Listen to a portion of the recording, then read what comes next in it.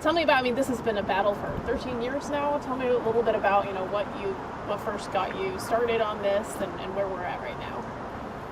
Yeah, so I first got started, I've always been interested in outdoor recreation and recreation on the water ever since I was a kid, and was excited when I moved here with my family to get access to this lake and use it, and come to realize that for some reason it wasn't publicly available.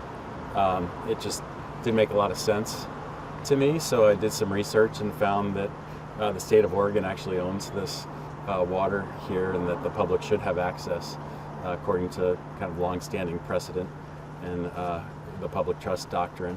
So pursued this when I was on the Planning Commission, and then also the city during that time passed an ordinance prohibiting access to the public, and then we pursued legal action to get access. So kind of went through many different courts, and here we are today. And when was the latest judgment on this? The judgment was issued March 4th. And what did it say? It allowed for immediate public access to the lake from Lower Millennium Plaza Park. And then it required the city within 30 days to remove any private lake or no trespassing signs. And then within 120 days, they had to remove some obstacles they put in to prevent access, including boulders and these kind of artistic metal reeds to prevent access. So those metal reeds and some of the stuff there, that's currently in place now, but they have to take it away by when? 120 days. I think that puts us at July 4th. Okay. And then the no trespassing signs come up in May? Yeah, April 4th, I believe. Gotcha. Yeah. And then, but you've been out since then? I'm not a kayaker. My co-plaintiff is, so they had a little celebration on Saturday last week, and I helped people get in the lake and access it, but it's a little chilly for me to swim at this point, so I haven't been out myself yet. But you're looking forward to swimming once it does heat Oh up yeah, and stuff? for sure.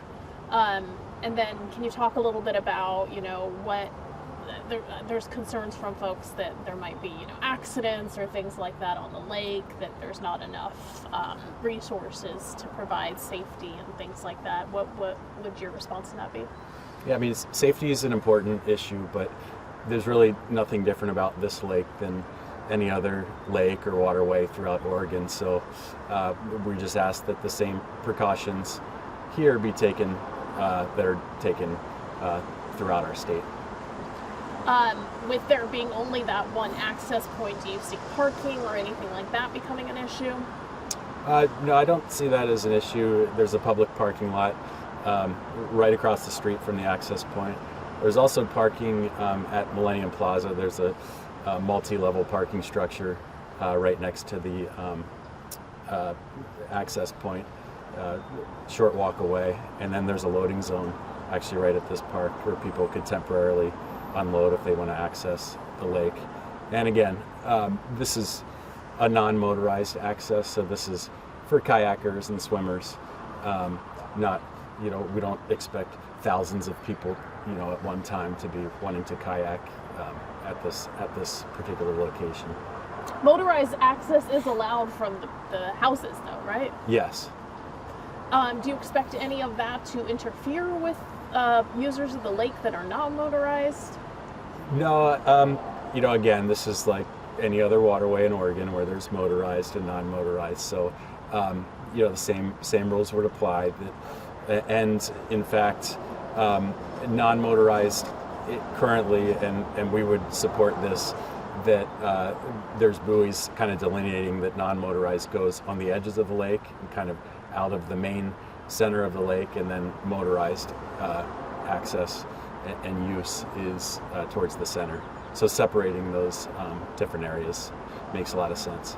The battle has gotten pretty contentious over this lake. Can you talk about some of the things that have come up since then? I heard your vehicle was vandalized. Yeah, it's my co-plaintiff's vehicle was vandalized. And this has been going on, this type of thing has been going on throughout the entire process for the past 13 years. I've received threats and intimidation. Even last Saturday, at the same time that his vehicle was vandalized, I received, an anonymous email asking me to move out of town, that I don't belong here. And I'm used to that. That's par for the course.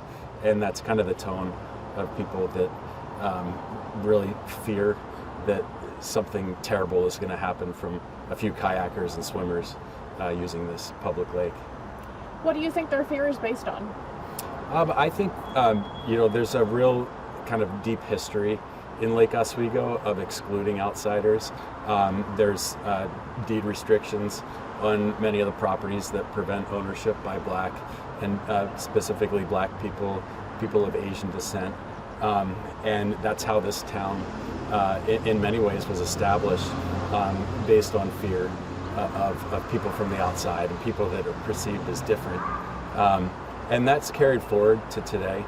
And, with language that I've received, there's issues of people from Gresham or Hillsborough using the lake. And that is equated to there being trash and crime and safety issues. And all of that I see is kind of continuing from the original kind of establishment of Lake Oswego. And that's what part of this is about, is breaking that that history and past and kind of looking towards the future to be a more inclusive community.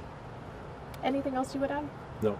All right, thanks for your time. All right, thank you. Oh, I don't know if we're going to cover this or not, but do you want to talk a little bit about the city council stuff going on? Just in case Yeah, you decide yeah, to I can- include it. At least I can we might mention it. include it in digital and not in TV, but Okay. So the city council is apparently having an executive session behind closed doors on Friday to decide whether they want to pursue an appeal of this ruling. Apparently there's been an organized effort by the Lake Corporation to send hundreds of letters in to influence the city council's decision. I've been asked myself to organize a counter effort. I'm not really interested in kind of playing into that right now because, one, the city never announced that this was a public meeting, that they had an opportunity, that the public had an opportunity to weigh in on. So it's kind of late in the game to start a letter writing campaign versus a group that's already been organized and ready for this. Also, the city council, if they're interested in being an inclusive community, which they say they are, it shouldn't really matter who's writing letters and what fear-mongering is going on in the community. They need to stand up and kind of walk the talk and decide, no, we're not going to pursue this appeal and this exclusionary practice. We're going to kind of change course and be inclusive like we say we want to be. so the meeting is basically for them to decide whether or not they're going to appeal the ruling. Yes. And then if they appeal, what court would that go to? The Oregon Court of Appeals. Okay. And then from there, would they be able to further appeal, or would that be the final? Potentially they could appeal to the Oregon Supreme Court, but the Oregon Supreme Court has discretion on the cases that they decide to take, so it's not an automatic opportunity to appeal.